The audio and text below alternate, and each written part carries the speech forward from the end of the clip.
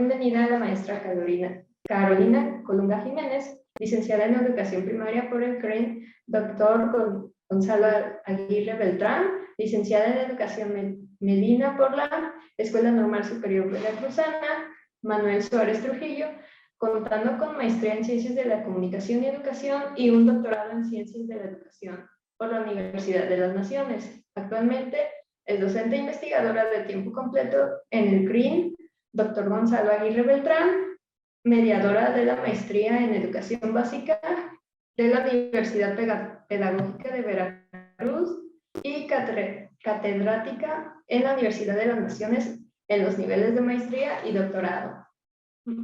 Doctora, ¿podría contarnos un poco más acerca de usted, su trabajo y líneas de trabajo?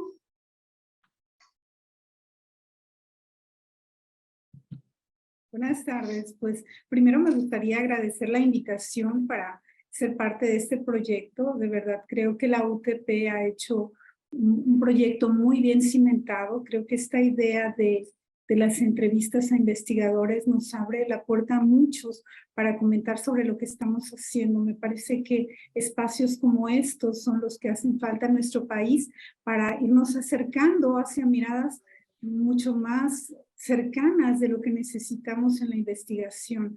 Creo que muchos hemos incursionado en investigación tardíamente. Me parece que hoy cada vez más jóvenes están incursionando mucho más temprano y creo que esto le va a servir al país, creo que le va a hacer muy bien. Definitivamente yo soy licenciada en Educación Primaria, como ya lo comentaba usted hace un ratito, y me parece que en esa época, cuando a muchos egresamos, la cultura que había en nuestro país era de ser docente frente a grupo y dedicarnos a eso, no solo como docentes de educación básica. Me parece que también en las universidades se era más maestro de grupo que investigador, a pesar de que hay tantas cosas que investigar en el aula. Hoy por hoy creo que lo que estamos haciendo, la gran mayoría de investigadores, pues es combinar las tareas que hacemos como parte de nuestro trabajo rutinario de siempre, de estar frente a grupo, tratar de ir haciendo innovaciones a eso y tratar de ir reportando lo que vamos investigando, porque me parece que ese es el camino más correcto, ¿no? También hay muchos investigadores que están en oficina, que se dedican solo a eso. Me parece que el trabajo más rico de un investigador es cuando se está frente a grupo y eso que se está haciendo y esos pequeños logros que vamos alcanzando, pues los vamos compartiendo con los demás. Me parece que esa es la mejor manera de ir creciendo todos. Gracias. Sabias palabras, muchas gracias. ¿Podría contarnos qué lo motivó a ser maestra e investigadora? Bueno, yo trabajo con docentes, con futuros docentes, son jóvenes que estudian la licenciatura en educación primaria y a mí me da mucho gusto decirles que sí, desde chiquita quería ser docente, sí, que yo sí jugaba a ser maestra, yo soñé siempre, pero me parece que no es una tarea que se sueña siempre. Muchos de mis estudiantes llegan a la escuela sin haber soñado ser docentes. Muchos lo van construyendo en el camino. Y creo que esa también es una tarea que tenemos los profesores frente a grupo, ir buscando que las nuevas generaciones se interesen en lo que están haciendo, porque no siempre llegan con la idea de que esa carrera a la que llegan es la que quieren, es con la que soñaron. Llegan por razones muy distintas y creo que la misión también de un buen profesional es acercarlos a eso que quieren. Yo con orgullo digo que siempre quise ser docente, soñé ser docente de educación primaria y lo fui por más de 15 años, 17 años, pero haber llegado a la escuela normal y estar trabajando hoy con jóvenes y estar trabajando con lo que serán los formadores de los pequeños más adelante, me parece que es una tarea que no tiene comparación. A mí, haber pasado de estar frente a un aula de educación primaria y ahora estar con jóvenes que muy pronto se convierten en colegas es algo que me llena muchísimo. Extraño, por supuesto, estar con los niños es una tarea totalmente distinta, sin embargo, creo que conseguimos más cosas aquí también. cada espacio tiene lo suyo. Yo nunca me imaginé ser docente de educación superior, lo soñé alguna vez, pero no lo imaginé tan real como está ocurriendo. Estar en los niveles de maestría y doctorado creo que también nos permiten ir creciendo de otra manera. Es importante lo que vamos encontrando en el camino y me parece que vamos generando muchísimo conocimiento para nosotros y que luego podemos ir compartiendo. El ser investigadora no es algo que se nos da en las escuelas. Creo que es muy difícil constituirse como investigador porque nadie casi nos enseña a investigar, más bien nos vamos haciendo como en el camino. Decididamente cuando estamos en la universidad, sea la carrera que sea, llevamos algunos semestres de investigación que a la larga se convierten en realmente muy poco para lo que necesitamos saber. Creo que vamos a la práctica en la medida que vamos experimentando nuevas cosas, en la medida que nos vamos interesando en diferentes áreas de trabajo, el trabajo que vamos haciendo, y es a partir de eso que vamos como generando estas líneas de investigación. Actualmente yo he encontrado que las áreas sobre las que más me gusta investigar, pues sin duda alguna, es el trabajo que hacen los docentes de educación primaria, como maestra de educación primaria que alguna vez fui, pero también esta mirada joven, refrescante que tienen los futuros docentes de educación primaria, cómo se están construyendo como docentes en la escuela normal y cómo ellos mismos se van haciendo profesores en estos contactos que van teniendo con los niños y con los docentes de las escuelas primarias. Un área que a mí me interesa muchísimo es la usabilidad de las TIC en educación básica, y lo hacemos desde la escuela normal, pero me parece que hay una situación interesante ahí. Los muchachos, nuestros estudiantes normalistas, y creo que en general todos los estudiantes de educación superior, saben muchísimo sobre herramientas digitales, sobre redes sociales. Por supuesto que nos llevan un camino muy recorrido en torno al manejo que tienen de estos recursos, pero cuando hablamos de utilizarlo para cuestiones encaminadas hacia lo que es la carrera, en nuestro caso la docencia, entonces sí encontramos una ausencia muy grande. Cuando yo hago encuestas con mis estudiantes sobre los recursos digitales que manejan, de verdad que es una cantidad muy pequeña. Conocen muchísimo, pero no encuentran cuáles son las herramientas útiles para lo que van a dedicarse por toda la vida. Sí, comprendo. Pues es motivador escuchar de alguien que realmente está cumpliendo lo que deseó, como dice usted, desde joven. Es muy bonito, la verdad, y muchas gracias por estar aquí. Otra de las preguntas que sí le tengo es que si usted cree que los recursos tecnológicos favorecen la adquisición de aprendizaje ante los estudiantes. Creo que es un área de oportunidad enorme, me parece, y lo comentaba por eso, porque es un área que a mí me ha interesado muchísimo, y lo vemos, lo estoy trabajando con mis tesistas de licenciatura, cómo los niños se acercan a las TIC, justamente ahora que estamos cerrando el proceso de construcción de las tesis de investigación de mis estudiantes. La gran mayoría de ellos está trabajando sobre uso de recursos digitales, ¿no? Desde diferentes miradas, desde la gamificación, desde el aula invertida, desde el social learning, pero creo que hay muchas cuestiones todavía que no descubrimos. Me parece que en nuestro país somos más consumidores de tecnología que productores de esa misma. Alguna vez cuando pensamos en qué nos depara o qué va a existir más adelante de tecnología, creo que hay un mundo infinito de cuestiones.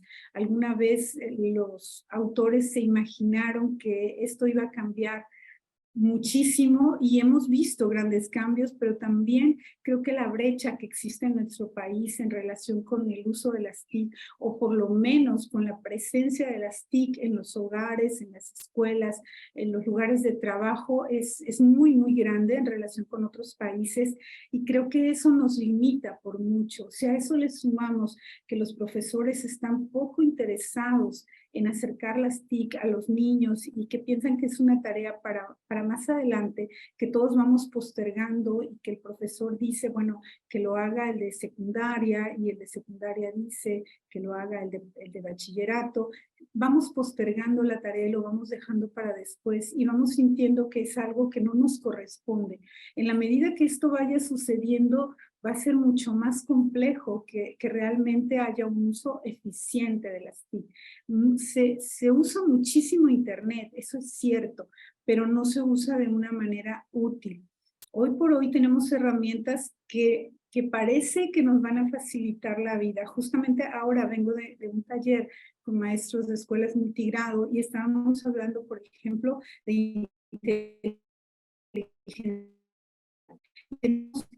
y cuestiones claras como el uso de ChatGPT, por ejemplo. Hoy trabajamos con los maestros. Preguntaba yo de los 50 profesores quién ha escuchado de ChatGPT, maestros de escuelas rurales, y me dicen no, o sea, no lo había escuchado, o había visto un meme de algo que tiene que ver con eso, pero no sé de qué va, no sé cómo se utiliza.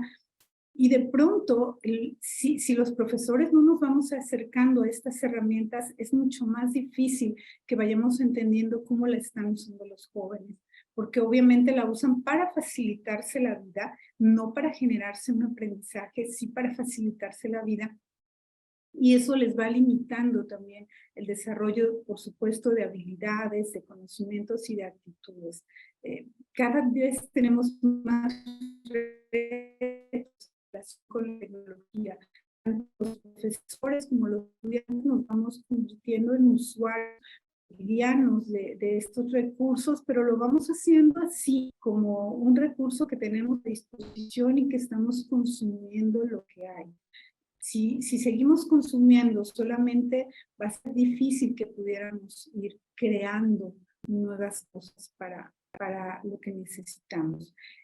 Yo siempre digo que cuando hablamos de tecnología y nos miramos como consumidores, solo vamos a usar lo que ya está. Y si nos vamos pensando un poco más hacia allá, pues seguramente tendremos que ir caminando. Un segundo momento para mí sería el que el profesor se convierta en un curador de contenidos digitales, por supuesto, que pueda observar lo que está ahí en Internet, que pueda mirar los videos con esta, no solo mirarlos y llevarlos a los niños, observarlos con esta mirada crítica de revisor, con esta mirada del profesor que sabe lo que va a enseñar, que maneja el contenido, que tiene dominio conceptual, pero que también tiene dominio didáctico y tiene dominio tecnológico, y entonces puede usar los mejores recursos, seleccionar los mejores recursos para llevarlos al aula, y entonces obviamente los niños tendrán cercanamente a su disposición mejores herramientas.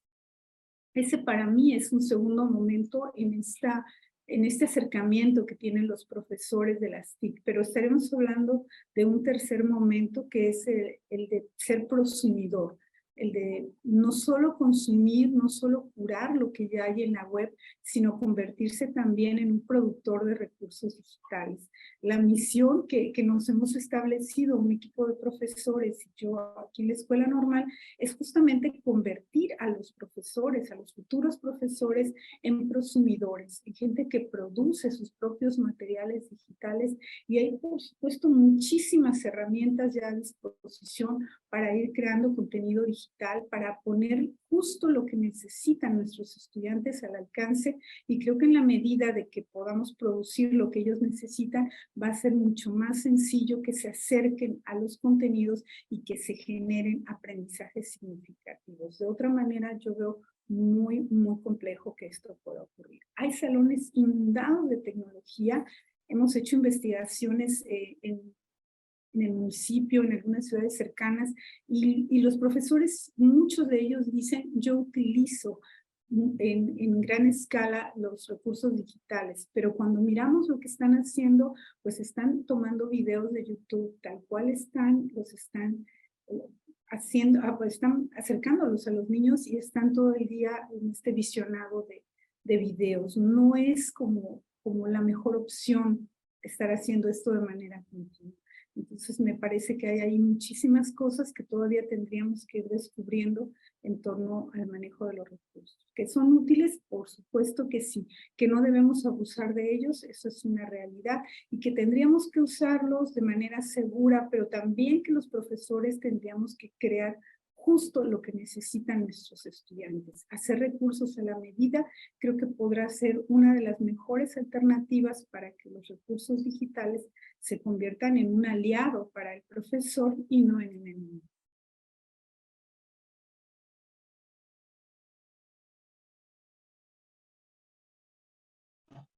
Sí, comprendo. Entonces, a lo que usted dijo sería como de a los profesores que no están tan relacionados con el uso de las TICs, ¿usted cree, pues, valorable o importante que se impartan cursos para este tipo de profesores y que sepan más acerca de cómo se utiliza estos métodos de enseñanza? Yo creo que tendremos ahí una posibilidad muy amplia, pero también hay que reconocer que muchos profesores no están interesados. Alguna vez Jordi Adel dijo que los profesores pasan por 5 etapas para convertirse en usuarios eficientes de las TIC, y yo eso lo tengo pero muy comprobado con los profesores con los que hemos estado trabajando, porque algunos llegan con mucho entusiasmo. Siempre dicen, es que la edad es una limitante, y no es cierto. O sea, de verdad que habemos profesores del siglo pasado que estamos bastante involucrados y que quizá no manejamos tantos recursos digitales, pero tratamos de hacerlos útiles para el aprendizaje de nuestros estudiantes. Contrario a eso, obviamente que hay también mucha gente muy joven que está trabajando con los niños, son profesores muy cercanos a la tecnología, pero eso no quiere decir que estén haciendo el mejor uso. Entonces, de entrada, la primera premisa que a mí me gustaría descartar es que no tiene que ver con la edad, tiene que ver con este reconocimiento de que es algo importante para los niños.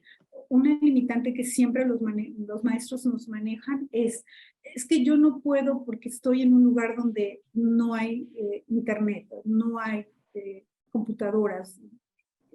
Son limitantes que también nos vamos poniendo, porque sí podemos hacer una diferencia. Y tenemos muchísimos ejemplos en nuestro país y por supuesto en otros países de profesores que han hecho esfuerzos importantes para acercar la tecnología a los niños. Entonces, me parece que eso tampoco debiera ser una excusa que pudiéramos anteponer para no utilizar las TIC. Creo que ahí tendríamos como otras explicaciones. Siempre dicen muchos profesores, dicen, es que no las uso porque nadie me ha enseñado a usarlas. Es que el gobierno nos da cursos de habilitación y entonces empezamos como a encontrar muchas excusas en lugar de muchas oportunidades, ¿no? En las limitantes que tenemos. Cuando yo escucho esto, es que nadie nos enseña, muchos de nosotros no hemos pasado más que por 1 o 2 cursos de habilitación en TIC y el resto ha sido como este ensayo y error, este acercarte, equivocarte, regarla y volverlo a intentar, ¿no? No es una cuestión que se dé de facto, que yo me acerco y ya de entrada ya puedo hacer un dominio específico. Como decía hace un rato, Jordi Adel habla de 5 momentos y creo que estos momentos para algunos profesores se van dando muy lentamente, para otros muy rápidamente. Esta primera fase de acceso, de adopción, de innovación, de creación en torno a las TIC se da de manera distinta para cada profesor. Por supuesto que cuenta la cercanía de los recursos que pueda tener, por supuesto que cuenta la habilitación que él ya tenga, pero el interés es mucho más importante, creo, en este sentido. Si un profesor tiene interés, así no haya habilitación, capacitación por parte del gobierno, de sus autoridades, así no tenga el recurso digital en la escuela, así no haya internet, él verá la manera de que esto pueda ser posible. Muchos de mis estudiantes están en sitios inaccesibles, están en lugares donde no hay internet y han encontrado maneras para hacer llegar la tecnología a los niños. Tampoco es la panacea, así como que nos va a resolver la vida, por supuesto que no, pero en la medida en que vayamos acercando más la tecnología a los niños, creo que podremos ir reduciendo esa brecha tan grande que hay y podremos darles mayor acceso a la información. Hoy en día todo lo que sabemos, todo lo que queremos está ahí. Si los niños aprenden a hacer un uso racional de eso, y aquí estamos hablando también, por supuesto, de ciudadanía digital. Esto que la UNESCO ha llamado a los países, está incluso en los objetivos 2030, de esta ciudadanía digital. Pensemos qué es lo que necesitamos para que los niños realmente, primero nuestros pequeños y luego los jóvenes y seguramente más adelante los adultos, hagan uso racional de la tecnología y por supuesto se conviertan en ciudadanos digitales, que es lo que queremos. Así como somos buenos ciudadanos con los vecinos, con la gente que nos rodea, tenemos que ser buenos ciudadanos con la gente de la que quizá no conocemos, jamás vamos a ver de manera presencial, pero cómo nos conducimos en redes, qué escribimos.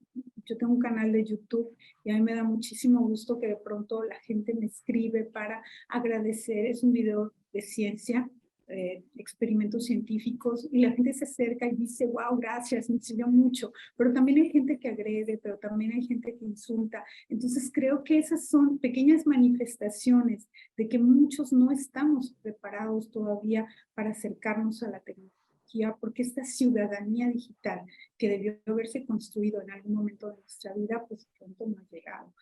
Creo que la misión de los profesores es no solo acercar a los niños al uso de la tecnología, no es solo darle sentido a esto que ya saben y empezar a encontrarle una utilidad técnica para conocimiento, sino también enseñarlos que aquí hay una cultura que se tiene que respetar en redes sociales, en entornos virtuales, desde las cosas más simples, como te mandan un mensaje, contéstalo, como no te llevas cercanamente con esa persona, no puedes hablarle, mandarle memes, en fin, todas estas cuestiones que de pronto parece que son de sentido común, pues no hay quien las enseñe. Hace mucho tiempo, bueno, ya a usted no le tocó porque es muy joven y seguramente a muchos de los que están aquí no les tocó, pero hace mucho tiempo los padres nos enseñaban a usar el televisor, o sea, nos daban el control cuando ya había controles y antes pues nos enseñaban a encenderla, apagarla,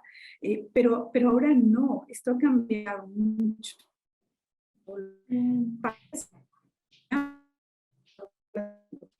Porque era muy analógico, porque era muy simple, los padres sabían hacerlo. Hoy en día eso no ocurre. El padre no es quien enseña las primeras cosas relacionadas con tecnología. Son los amigos, es en la calle, a veces, con suerte, son los maestros en las escuelas primarias, en las secundarias, pero en la mayoría de las ocasiones los niños aprenden solos el uso de la tecnología. Y regularmente ese aprendizaje en solitario, con amigos o con personas que no son las idóneas, siempre lleva a enfrentar muchos retos después con el manejo de estos recursos. Yo espero que haya respondido a la pregunta, me parece que... Sí, respondió muy bien. Gracias. Ya que habló más aspectos generales sobre la educación, ¿cuál es su punto de vista acerca de la educación en México? Creo que hay muchísimas cosas que tendríamos que revisar. Es como ocurre un poco, esta analogía a mí me gusta, es como ocurre un poco con las películas que vemos actualmente, ¿no? De pronto tenemos una película Roma, de pronto tenemos una película El Infierno, de pronto tenemos una película No Manches Frida o Hácese Quien Pueda. No sé, de pronto son realidades tan distintas y México es así, a pesar de las cuestiones que se han hecho para homogeneizar, para equiparar lo que estamos viviendo. De pronto México es así, tiene zonas donde la educación se ve muy progresista, donde los niveles han avanzado muchísimo. También tenemos zonas totalmente opuestas, zonas donde hay muchas carencias y donde los niños no están aprendiendo lo que deben. También tenemos zonas donde se vuelve muy difícil el acceso a la educación. Tristemente hemos estado realizando, por ejemplo, que es el nivel donde más investigamos y de pronto preguntamos a los niños qué les gustaría hacer cuando sean grandes. Es realmente triste, lo reportamos porque lo tenemos que reportar así, porque es una investigación que solo se acerca a lo que dicen los niños, pero los niños ya no sueñan como los niños de hace unos años, en ser policías, en ser astronautas, en ser maestros. Los niños quieren ser narcos, los niños quieren ser youtubers, los niños quieren ser cantantes de trap, o quieren ser influencers. La realidad ha cambiado mucho y me parece que todo esto tiene que ver justamente con las oportunidades que ellos tienen al alcance, con lo que vislumbran para sí mismos y con lo que pueden alcanzar a soñar a veces con las escasas posibilidades que tienen cercanamente. Entonces, tristemente lo decía porque creo que esto también nos hace Méxicos muy diversos. Yo no podría decir o definir qué pasa con la educación en México, porque me parece que así como muchos autores dicen que hay tantos Méxicos, así creo que hay tantas educaciones. Me parece que se ha hecho mucho, pero también me parece que hay mucha influencia política de lo que ocurre con la educación en México. De pronto, nuestros planes y programas están muy politizados en el sentido de que no terminamos de aplicar uno y de pronto ya está otro en puerta. Eso creo que también limita mucho a los profesores, les deja con escasa preparación sobre el programa y apenas están conociendo uno cuando de pronto ya está otro en ciernes. Ahorita mismo tenemos el plan para educación básica el 2011, está el 2017 y ya estamos hablando de un plan 2022. De pronto es muchísima información para el profesor, es complejo porque lo que ocurre en los niveles de bachillerato y de educación superior necesariamente está ligado a lo que ocurre en educación básica, y si de pronto la educación básica está tan tambaleante como ha estado en los últimos años, y si no hay un criterio muy lógico, y si los maestros tienen que estar combinando 3 planes de estudio al mismo tiempo sin saber exactamente cómo, pues me parece que ahí hay un problema que se tiene que atender de fondo. No podría decir que la educación en México tiene un nivel específico. Me parece que hay muchas realidades en torno a la educación. Y si bien hemos cambiado porque no somos lo que éramos hace unos años en relación con la alfabetización, por ejemplo, cada vez más la gente está alfabetizada sin que eso quiera decir que estamos leyendo o que estamos escribiendo, ¿no? Esa es otra realidad de la que habla Felipe Garrido, por ejemplo. Estamos hablando de personas que son analfabetas funcionales. Mucha gente es analfabeta funcional. Gente que sabe leer y escribir, pero que no está haciendo uso de esas habilidades de manera cotidiana. Entonces, es como si no lo supiéramos hacer realmente. México es uno de los países que menos lee, y eso se lo tenemos que atribuir a muchísimas circunstancias. Encontraríamos muchos culpables, pero creo que lo más importante es encontrar soluciones, ¿no? Y la solución creo que está ahí en los pequeños, en irlos formando hacia ser mejores lectores, hacia el gusto por la escritura, hacia interés por la ciencia. Una cuestión que arrojó quizá en los últimos años, por ejemplo, fue que los niños mexicanos dicen que les gusta la ciencia, y eso es genial. Que un niño diga que le gusta la ciencia es muy bueno, pero los resultados que arroja PISA en relación con el manejo de contenidos científicos no es congruente con lo que dicen los niños. Entonces, nosotros vamos a las aulas y les preguntamos a los niños en las investigaciones que llevamos a cabo cuáles son las materias que más les gustan, y de pronto dicen matemáticas, y uno dice, pero entonces, ¿qué está pasando? O sea, a todos los niños les gustan las matemáticas, ¿cómo es que en nuestro país no se nota esto cuando vas creciendo? Y una cosa es este gusto que dicen los niños, y otra que realmente se estén desarrollando ahí habilidades matemáticas. Entonces creo que hay muchas tareas por hacer. Hay asignaturas como español y matemáticas que siempre se privilegian en las aulas, que los profesores denominan estas asignaturas instrumentales, porque son las que más trabajamos, las que más horas lectivas tienen en los currículums de educación básica, y sin embargo no vemos que haya muchos cambios en relación con lo que teníamos antes. Es decir, los mexicanos no estamos leyendo más, no estamos escribiendo mejor, y entonces como que no hay una relación entre todo el tiempo que le estamos dedicando entre todas las estrategias y toda la metodología que se está innovando y lo que realmente de pronto está ocurriendo en las ciencias. Gracias. Realmente sí tiene mucha razón respecto de todo lo que ha dicho. O sea, sí, comprendo la verdad.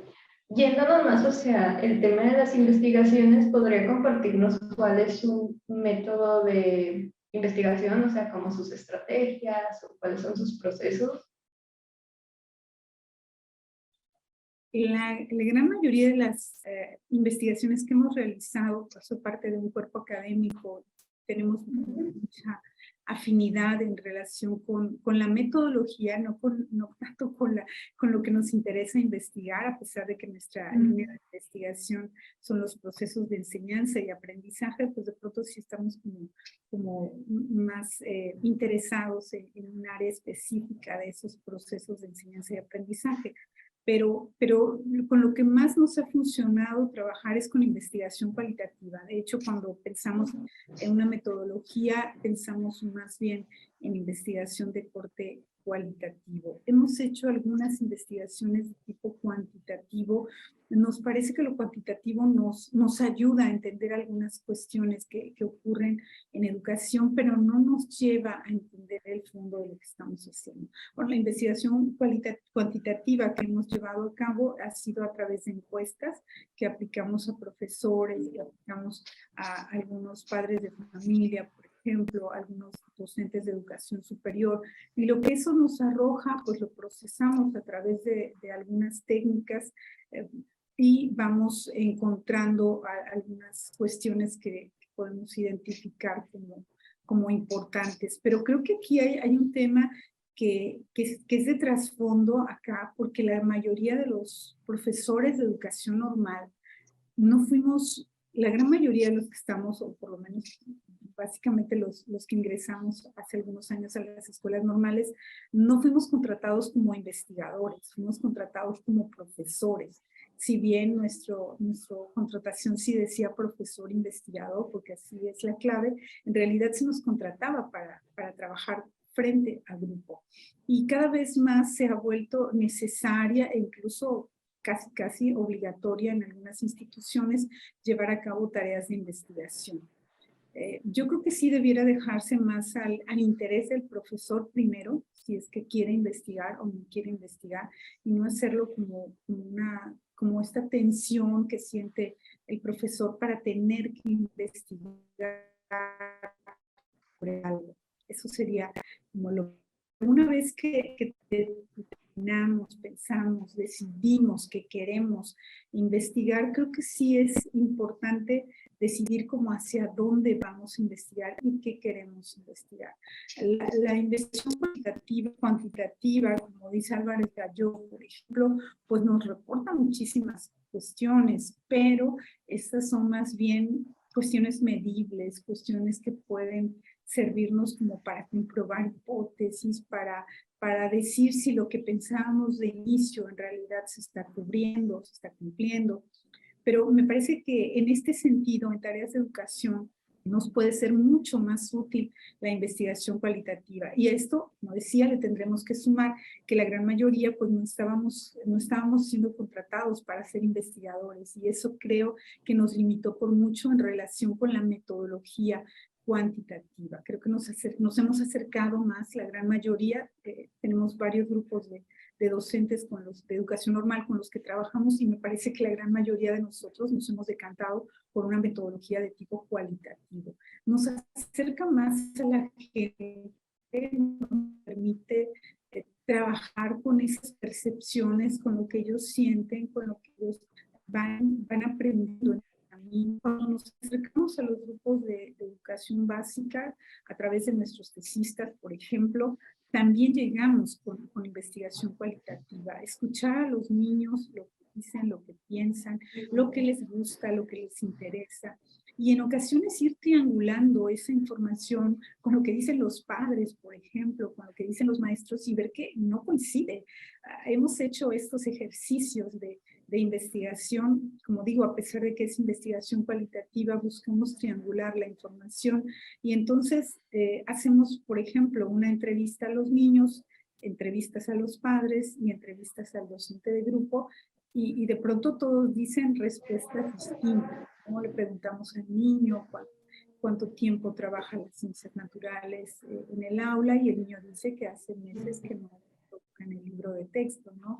El maestro nos dice que tiene un horario, que hora y media a la semana, el padre dice que lleva tarea en el libro, pero que luego no la hace, en fin, son miradas distintas y cada uno nos va explicando desde su propia perspectiva lo que concibe para un tema en específico. Entonces, me parece que a nosotros nos ha ayudado mucho a abordar la investigación desde lo cualitativo. Una vez que decidimos, casi siempre decidimos que la investigación sea cualitativa, no sé si algunas veces hemos incursionado en investigación cuantitativa, realmente muy poco, y tiene que obedecer más a nos encantaría hacer investigación cualitativa, pero me parece que requeríamos de instrumentos mucho más sofisticados. Muchos docentes, investigadores, hacen investigación cualitativa, pero la hacen desde lo más simple, a veces que son las gráficas, el procesamiento en tablas y luego una graficación que por supuesto da información, que por supuesto ayuda a comprender algunos fenómenos, pero creo que hay más cosas que se podrían abordar si utilizamos software especializado para el tratamiento de esos datos. Y bueno, en la medida que nos vamos preparando para el manejo de esto, pues hemos decidido que la investigación por el momento sea en mayor medida cualitativa. Dentro de las técnicas que más manejamos dentro de investigación cualitativa, tenemos los grupos focales. Realmente el grupo focal creo que nos lleva a muchas respuestas. En nuestra institución poco se había hablado del grupo focal y poco se había investigado con el grupo focal. Hace 3 años empezamos a trabajar con los estudiantes el uso de grupos focales y me parece que les ha reportado muchísima información adicional a la que pueden conseguir a través de otros recursos, como la entrevista, por ejemplo. El grupo focal, al ser esta entrevista colectiva, pues de pronto permite aglutinar en un mismo momento los pensamientos, los intereses, las perspectivas de quienes están participando en ese grupo focal y mostrarnos lo que ellos piensan, lo que ellos sienten en esa conversación colectiva que vamos haciendo. Entonces, creo que eso nos ha ayudado mucho a poder situar en contexto lo que estamos haciendo. Dentro de los enfoques que más utilizamos para investigar, pues está el etnográfico, el fenomenológico y por supuesto el de investigación-acción. La gran mayoría de las tesis que nuestros estudiantes han estado construyendo en los últimos años son tesis, si bien son etnográficas y son tesis con carácter fenomenológico, buscamos que todas tengan este enfoque de investigación-acción y que lo que van haciendo los estudiantes podamos compartirlo adicionalmente también. Creo que esa es una tarea que tampoco ha terminado de construirse a nivel de futuros investigadores. Muchos estudiantes en el país hacen investigación y creo que no se le da continuidad a eso que están investigando. En la mayoría de los casos ni siquiera se le presta atención.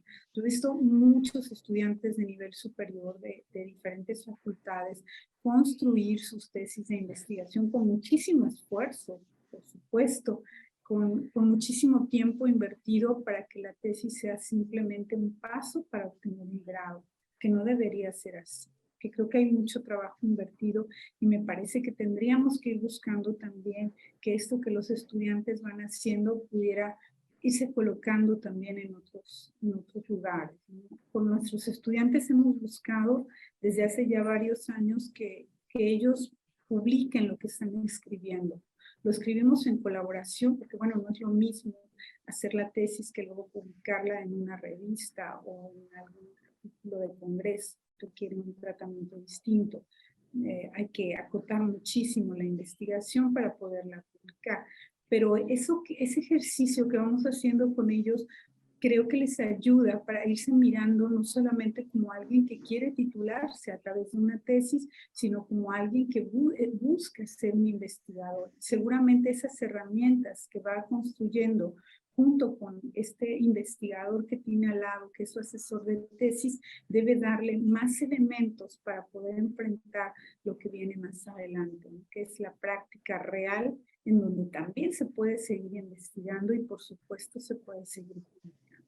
Entonces, creo que hay ahí un área que no hemos explotado en las universidades y en las escuelas normales, que es darle continuidad a los trabajos de los estudiantes. En primer término, buscar que esos buenos trabajos que ellos están haciendo se empiecen a difundir, se empiecen a publicar, y después que esos estudiantes que ya se formaron, si no totalmente como investigadores, por lo menos sí se han acercado al proceso de investigar, pues puedan seguir haciéndolo en el otro terreno, que ya va a ser el terreno. Creo que esas serían las cuestiones que más podría destacar, ¿no? El asunto de tener estos semilleros con un equipo de docentes colombianos. Hemos estado platicando, de docentes de educación superior de Colombia, sobre cuáles son sus metodologías para empezar a incursionar con los estudiantes en estas tareas de publicación, de investigación más seria y más formal. Y ellos hablan de un semillero de investigadores. Nosotros lo empezamos a considerar para este nuevo ciclo escolar. Hemos forjado ya un equipo de estudiantes a los que hemos llamado así semillero de investigadores, y la idea es empezar con ellos a trabajar estas cuestiones desde mucho más temprano de lo que se hace la tesis, que la empezamos desde sexto semestre, pero finalmente no, el tiempo no alcanza medio para hacer todas las cuestiones que tienen que ver con los cursos que forman parte del currículum, asistir a las prácticas, en fin, todas las tareas que tienen durante el último año, y forjarse como investigadores, aprendiendo de otro investigador, pues es una tarea que no es sencilla, y de pronto los tiempos se van reduciendo. Entonces quisiéramos empezar mucho más tempranamente. Estamos pensando en implementarlo desde el tercer semestre y conformar este equipo de semillero de investigadores en ese semestre, para que los estudiantes, como digo, de manera muy temprana se empiecen a acercar a estos procesos de investigar, y no nos interesa tanto que puedan decir estoy haciendo una investigación cualitativa, que encuentren diferencias entre lo que es la cualitativa y la cuantitativa. En fin, no nos interesa tanto la parte teórica, nos preocupa esta parte procedimental, que ellos se acerquen a cómo construir una investigación de manera real, tangible, que se acerquen a las aulas, que revisen lo que piensan los niños, que se acerquen a los padres de familia y por supuesto a los profesores de educación primaria, para que encuentren ahí sentido de lo que realmente está ocurriendo. Y muy eso interesante, seguramente podrá ayudar cada vez a crear este sentido de pertenencia a la investigación, y puede ir ayudando para que puedan ir creciendo. Creo que la gran mayoría de quienes investigan cuando son estudiantes dejan de hacerlo después, porque lo ven solo como una necesidad momentánea. Necesito titularme y entonces voy a hacer investigación. Y después las cuestiones paran ahí. Creo que hay mucho trabajo. Sí, sí, de verdad. Muy interesante. Para finalizar, a partir de su experiencia, ¿qué consejos le podría dar a alguien que está empezando a hacer investigaciones, ya sea docente o estudiante? Yo creo que lo primero que tendríamos que pensar es que todos podemos hacer investigación, y parece como una cosa muy simple, es decir, pues sí, es cierto, todos podemos hacerlo. Yo recuerdo mucho, y lo he comentado varias veces, incluso cuando ha estado esta amiga presente, porque alguna vez una docente de educación superior a la que yo invité a participar en un congreso que organizábamos, le dije, ¿por qué no escribes un texto sobre lo que haces con tus alumnos, sobre lo que lo que viven ellos en sus escuelas y nos envías el texto y me dijo, yo no creo que pueda escribir eso porque todos los investigadores que yo conozco me han hecho sentir que para ser investigador se necesita tener una neurona extra. Entonces, a mí en aquel momento me dio muchísima risa su comentario, pero creo que es así. Creo que de pronto los investigadores, cuando ya son conocidos o cuando han realizado investigaciones importantes, a un nivel que ya pareciera que les impide entender que ellos también vienen de allá, donde tampoco sabían investigar, donde también cometieron errores seguramente, donde tampoco sabían cómo procesar los datos y donde seguramente también incurrieron en algún asunto de confundir algún resultado o de decir o de aterrizar una conclusión que de pronto no era la correcta. Entonces, me parece que hay muchísimo recelo entre muchos investigadores para compartir estos asuntos de cómo hemos logrado conseguir eso. Y eso vuelve más difícil para los jóvenes que quieren investigar y también, por supuesto, para quienes ya no somos tan jóvenes, pero que quisiéramos incursionar en estas tareas. Creo que hay muy poca gente que tiene este asunto de compartir.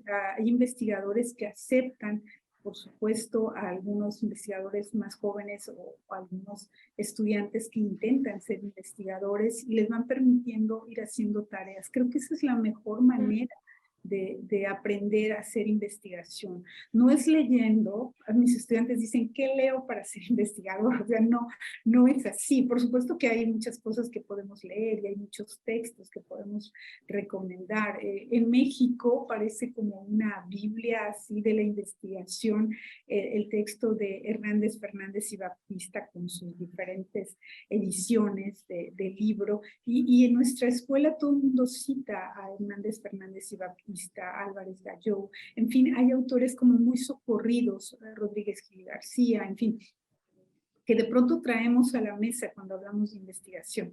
Si los estudiantes manejan los términos, saben distinguir entre lo que sería un estudio etnográfico, lo que sería un estudio descriptivo, qué diferencias hay entre cada uno. Eso es importante, por supuesto, que los estudiantes sepan que para hacer para hacer una entrevista requerimos un guión de entrevista, que para hacer una encuesta requerimos un cuestionario, o para llevar a cabo un grupo focal necesitamos un guión de grupo focal. Luego enredan estos términos y dicen, es que va a hacer una entrevista y necesito un cuestionario, ¿no? Y entonces empezamos a confundir términos, a usar algunos que en el sentido que no son correctos.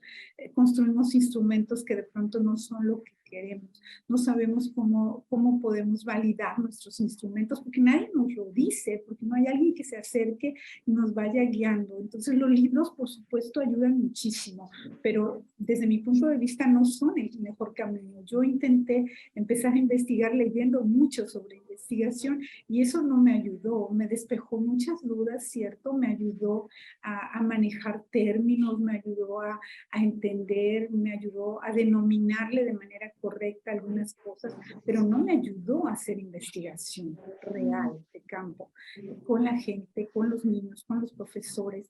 ¿Cómo creo que podemos hacer esto? Yo aconsejaría a cualquiera que quiera ser investigador, acercarse a un investigador. Y no tiene que ser un gran investigador y no tiene que buscar un SNI y no es que yo demerite el trabajo de los SNI, pero no tiene que ser un investigador SNI, tiene que ser alguien que esté interesado en investigar. Yo he tenido malas experiencias, no yo personalmente, sino a través de algunas amigas docentes que quieren empezar a hacer investigación y de pronto se ponen a disposición de un investigador, un conocido, en fin, que les dice, puedes estar en mi equipo, en fin, pero básicamente les piden que recolecten información, la procesen, no se aprenden. Siendo parte del proceso y encargándote de una sola tarea, no se aprende a ser investigador. Se aprende a ser investigador viviendo el proceso.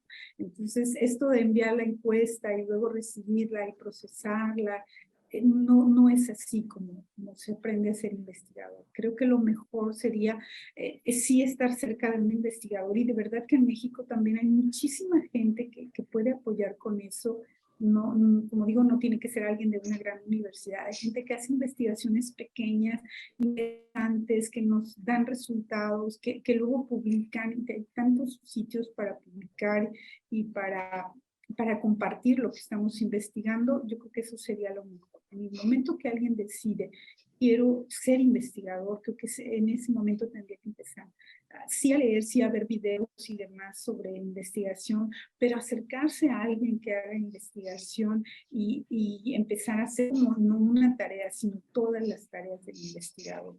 Acercarnos a los grupos, escuchar lo que dicen los niños. A veces solo usamos, por ejemplo, entrevistas o grupos focales y destinamos un cierto tiempo. Para eso cerramos la técnica, cerramos el instrumento y decimos ya terminé. Pero hay muchas otras cosas que se observan como investigador cualitativo y obviamente lo que pasa en los recreos, las interacciones que tienen los niños, las relaciones que se establecen entre sí, quién lo es en otros momentos. Creo que todo eso que podemos ir percibiendo, si estamos en contexto, si vamos al lugar donde están las cosas, y por supuesto procesamos la información con alguien que nos ayude para saber no toda la información tal como se obtiene. Bueno, como tal ya respondió en su totalidad lo que le pregunté y fue muy interesante. Por la hora ya se nos acabó el tiempo, ahora sí. Muchas gracias por habernos acompañado y por habernos dado de su tiempo para estar aquí.